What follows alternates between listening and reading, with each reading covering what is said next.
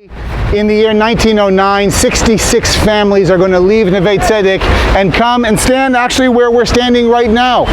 And they will gather for a lottery. And they will have sent the kids down to the shore to collect shells, dark shells and light shells, and they'll write the names of the families on one and the plot numbers on the other, and they'll choose in this way, they'll distribute all the plots of land. And of those who are choosing at this lotto is going to be a gentleman by the name of Meir Dizengoff. Now, Meir's mother knew what he was going to be when he grew up, because Meir became the first what of the city of Tel Aviv? The first mayor, of course. Not only that, it's known that he liked to ride around on his female horse. What's a female horse? A mayor. So Meir Dizengoff. You can't make this stuff up. Anyway, we know that Meir Dizengoff is going to choose, and his plot of land is actually going to be right over here.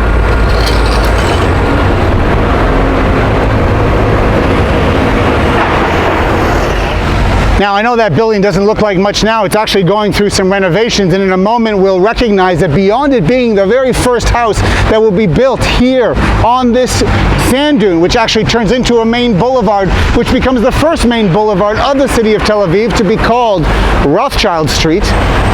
Beyond that, that home will have a historic moment in time that in a sense will be the watershed moment in modern times for the Jewish people. We'll get to that in a moment. And as you can imagine, the guy you saw on the horse, well, indeed, that is Meir Dizengoff on his mayor. This home in the 1930s will be donated by Meir Dizengoff to the city of Tel Aviv to become the first art museum of Tel Aviv in the aftermath of the death of his beloved wife, Tzina.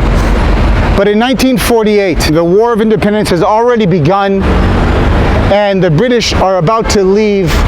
There'll be a moment in time in which, once again, this building will play a significant role in modern times for the Jewish people.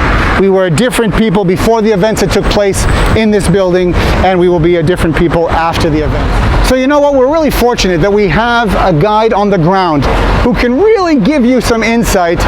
Well, he was actually here before they did renovation, so I'm going to actually give the mic to him so that he can talk to you a little bit about what we're experiencing. A rather unimpressive building, one of the greatest moments in the history of the Jewish people would take place. 300 invited guests were brought to this room to witness the birth of the State of Israel.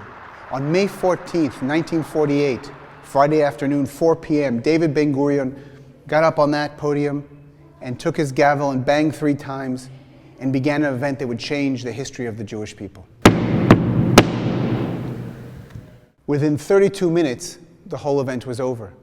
Ben-Gurion had read the Declaration of Independence, and as though from the heavens, Hatikva, the hope, the national anthem of the State of Israel, came down. I know it sounds very poetic, but there was actually no room for the orchestra, so they stuck him on the second floor. But whether our exodus from Egypt or the declaration that took place in this room, it was exactly that hope, that tikva, which has driven the Jewish people to constantly yearn to return to their homeland as free people. Wow, amazing. How fortunate that we were able, even though they're doing renovations, to go inside that building and to be in the location where, well, the trajectory of the Jewish people changed forever. Tel Aviv, which perhaps the very name embodies who we are. A people who are, on the one hand, very, very old and very, very new.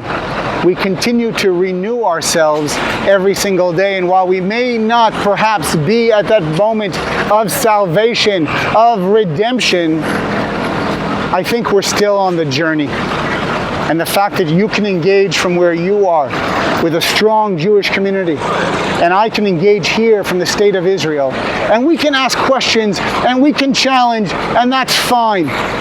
But we can also be proud of what we've been able to achieve. And you know what? We're able to set our sights, on the one hand, to the past, to know where we've come from, but to set them to the future as well, and to continue to recognize that we will continue to grow and to be strong.